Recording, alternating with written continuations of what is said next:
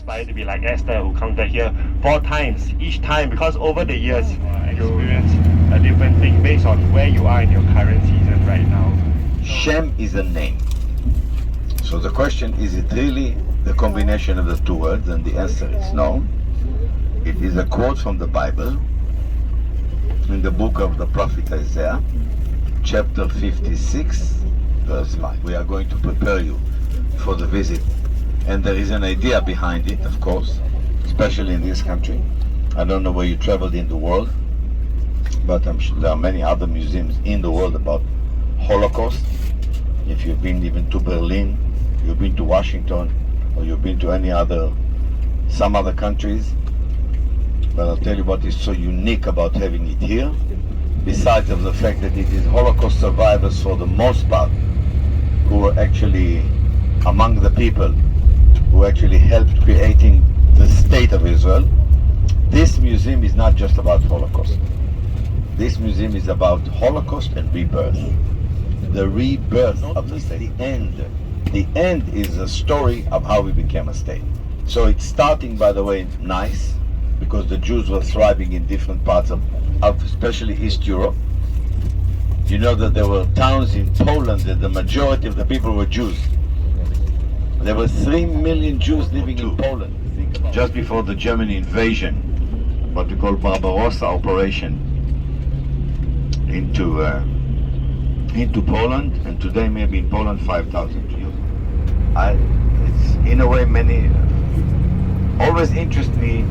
What was the thinking in Germany? I mean, Germany is not just, a third world country. Germany is Germany, with its science and culture and art and all of this. Look at all those famous artists who came from Germany. Look at their industry. So how did it happen? I read the book that Hitler wrote. He wrote a book while he was in prison. He was in prison. He tried to take over and he tried to have a coup. And therefore he had to spend time in prison. And while he was in prison, he wrote a book. And the book was called My Struggle. So he believed, the fact is that after World War I, Germany had to sign an agreement which Germany had to pay reparation, meaning money, to countries which Germany caused them damage. A lot of money. A lot. Well, to get this money, they need loan. And most of the loan came from the US. The economy of Germany went into catastrophe. The inflation was enormous. You have no idea. The joke was that if you were to come and buy a loaf of bread, you have to come with a suitcase of money to buy bread. So absolutely, one thing leads to the other, and unemployment, and people are not employed, and people lose a lot, and people have no future.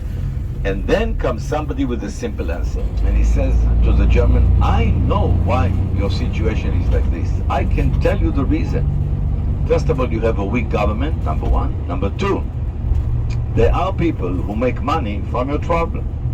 Who are those people? Are the Jews. All the famous bankers, especially Rothschild, who was helping in the process of lending the money. So it was an easy answer to a complicated situation, and most Germans, by the way, had no clue. And little by little, the Nazi party became to be a bigger, stronger party, until they won the election. As simple as that. Not simple, but they won. Actually, they were winning by very little, and then there was a choice in Germany.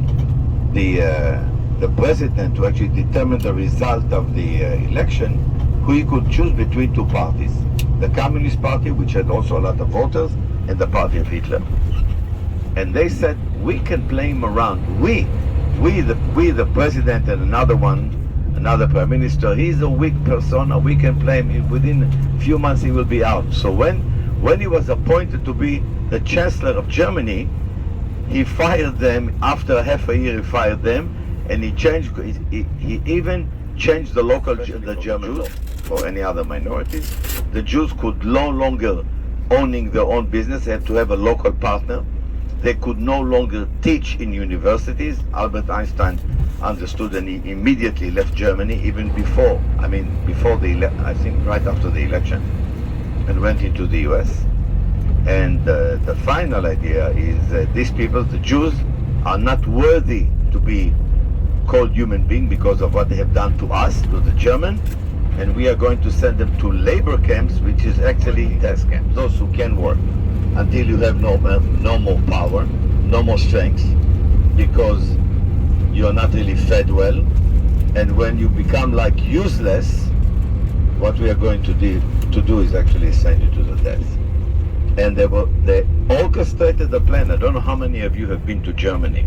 I've traveled to Germany, and especially there was a place where they all met, and it's called Villa Wannsee, the place where the leaders of the German Reich were meeting, and they get all the list and the names of the different Jewish communities in Europe, because every city, you know, had the registration. If you're a Jew, they know exactly where you live. They got all this information, and they were orchestrating a plan, really a plan, like you take sheep to the slaughter. And once I had an Egyptian doctor from Princeton in one of my tours, and he said to me, Moshe, I want to tell you something. By the way, this is all government. Look onto your left. You see? That's a Ministry of Treasure. Treasure?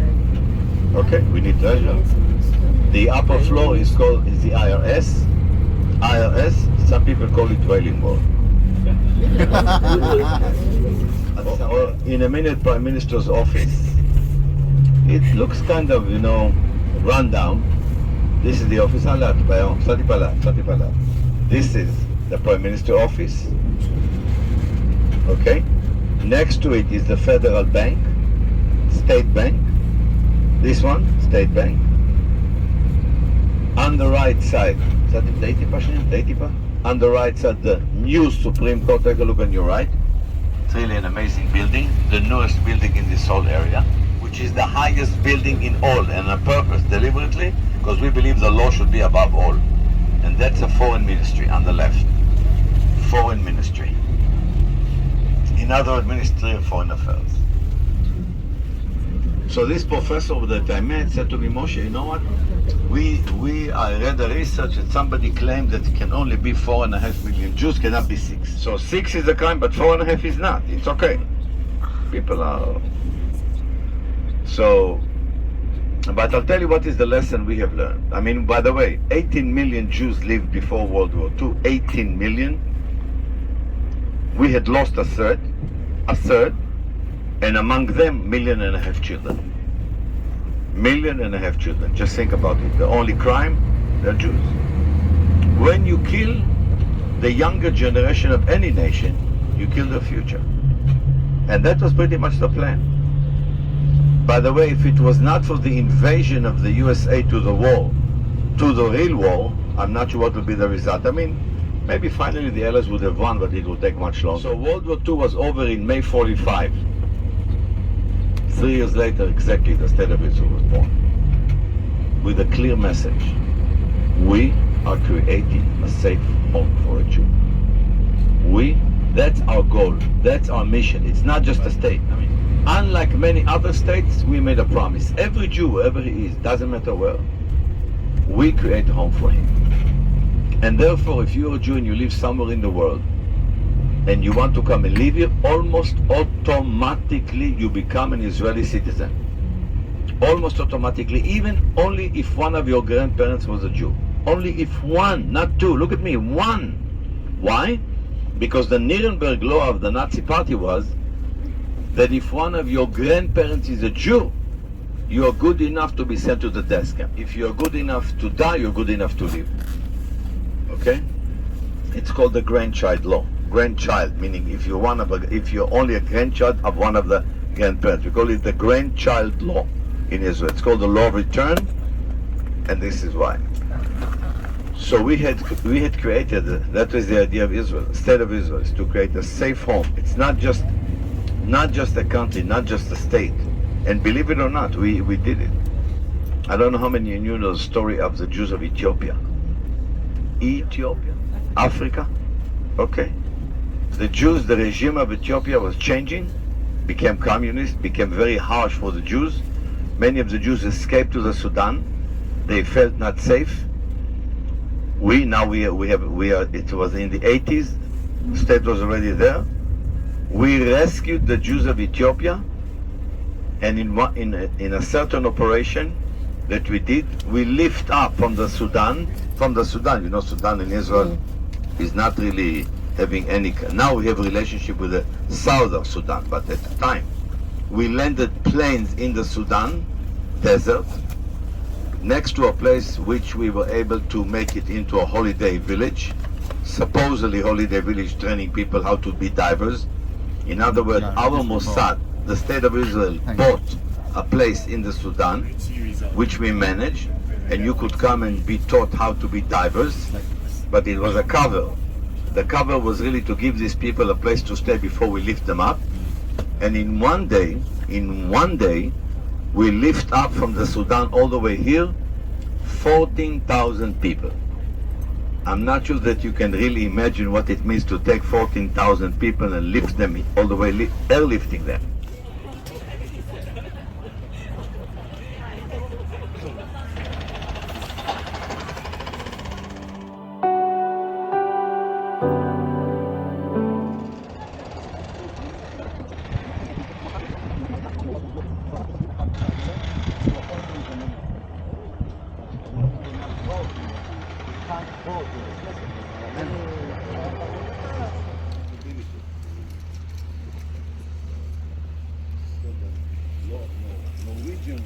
Everybody likes to be Norwegian all of a sudden. Good morning. Morning. This was given as a gift to the state of Israel by the people of the UK. You can even read what's the name of the artist. I think it presented here in 1956 when the parliament had just moved here. The parliament itself, if you look back, is a gift of the Rothschild family. If you look at the parliament design, it's like the Parthenon of Greece. The idea, not the Parthenon, but the idea is to do it. If you've ever been to Greece and you saw the Parthenon, shape is quite similar. So what is the idea of this? First of all, we know this is always the symbol of the Jews. There's all kinds of stories of the Bible. I would like to focus on the center one because they are all connected. The idea is we are all connected. Imagine there is a chain and there are links on the chain, and the chain, according to the middle part, starts with Moses. We were not. Look under Moses, what do you see? Tablet, the Ten Commandments. Because God gave Moses the exactly, which is actually basic law when you think of it. What is under? You see two women, right? Two women, can you see? Yes. One standing and one which is about kneeling. Those women, who are they? The one that is sitting, or the one that stands, which is on knee. The one which is sort of sitting in a way. I mean, down is Ruth. Why? Because above her there is a crown. Why the crown? Because David came from Ruth. Okay, David is from the line of Ruth. She is to David great grandmother. Somebody, and it's kind of a dead people under. Can you see that? Yeah. Actually, it's like a ghost. A ghost idea over a place of dead bodies. Actually, you know, it's a prophecy. Ezekiel 37. Ezekiel 37 is the famous prophecy of the valley of dry bones. God is asking Ezekiel, what do you see? And Ezekiel says, I see a valley of dry bones. Can dry bones live? Only if God wants. And he says, prophesy to them, I will put spirit and flesh into them. I will bring the tree of Ephraim and Judah to be one. I will bring them back to their land from wherever they scattered. And listen to the final word. I'm not really doing it word by word. I will be their God and they will be my people for an everlasting covenant. And so we believe that the Almighty and us, we have everlasting covenant. Really, in the last 100 years, what we have done, we have brought the Jews from the four corners of the earth, no question. And no question, once we are here in our land, we are much more of an alive nation. So remember the prophecy of Ezekiel. Ezekiel 37, the valley of dry bones. When you look under, you see people really in a very bad situation, because the valley of dry bones became to be the Holocaust. You understand? We have been to the valley of dry bones. Unfortunately, we have lost a third of our people. We have been, but we came out. We came out and we built this country. Because if you look carefully under the last one, you see people look masculine, they look okay, they are working, okay, they are building up, and that's the whole idea. The whole idea is to say that all of those events are connected, and finally, even though we were in a valley of dry bones, we were able to come up, and we were able to build a country for the Jews. By the way, in the middle, the writing in Hebrew, it's a prayer that every Jew knows. Right here, those two words. Listen, Israel. Listen, O Israel. Shema Israel. Adonai Eloheinu, Adonai Echad. The Lord is our God, the Lord is one. Shema Israel. It's a prayer that every Jew knows. Here, another writing, it's of Zechariah. It says, not with the power, but with the power of my spirit. So says the Lord of hosts. I believe Zechariah chapter 5, if I'm not wrong. And all of the others are different stories of the Bible. And what is the message? The message is that we are the people of the Bible. We are back into our land, even though we struggled, even though we were in a valley of dry bones. Finally, we came back to our land. So the leaders of Israel have a responsibility. Number one, we always have to make sure that we will be the land of the Jewish people. And number two, it's to make sure that we will always survive. Survival is the most important issue to us, especially because of what we have been. You know about Nobel Award, right? Yes. Nobel. I've even been there, and do you know Nobel they give you not because the way you look, or the color of your skin, or which religion you belong. It is contribution to human race. Contribution, no matter in what. Economy, physics, medicine, you name it. Being a writer. So the question is, how many Jews are the entire Nobel winners worldwide? What's the percentage of Jews? High. High. Very high. By the way, how many Jews live in the world today? About 16 million, meaning we are not even reaching to the number we have. How many people in the world today? It's about 7 billion, about 0.01, I believe, or something like that. Percentage of Nobel winners, Nobel, 22. 22% of all Nobel winners. In Israel, we have 10. Israel has more Nobel than the entire Arab world in its 22 countries. And whoever wants to criticize, and there are the criticism, and some of it justified, some of it not. I'm just asking one question. How many people of Israel and how many Jews won Nobel? Because if you're winning Nobel, it means you did something for the benefit of the world. Okay? And if somebody will ever ask me that personal opinion, what is the greatest gift of the Jews to the world? Besides the fact that the son of the carpenter from Nazareth was a Jew, with all due respect, is, I believe, the Sabbath, the Shabbat, the Sabbath day. And why? I'm not Orthodox Jew, but I'll tell you why. Think about in ancient times, the people had to work every day. You had to work in order to eat.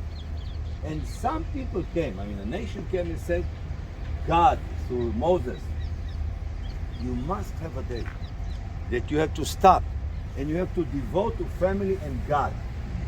Think about it. Today you take it out, oh, we have a weekend, 2 days weekend, but think about it then. That is an absolutely great contribution to what happened later on to the world. So that's, in my opinion, the greatest gift, if I can call it a gift, that God, through Moses, through the people of Israel, gave to the entire world. Okay? Yeshua.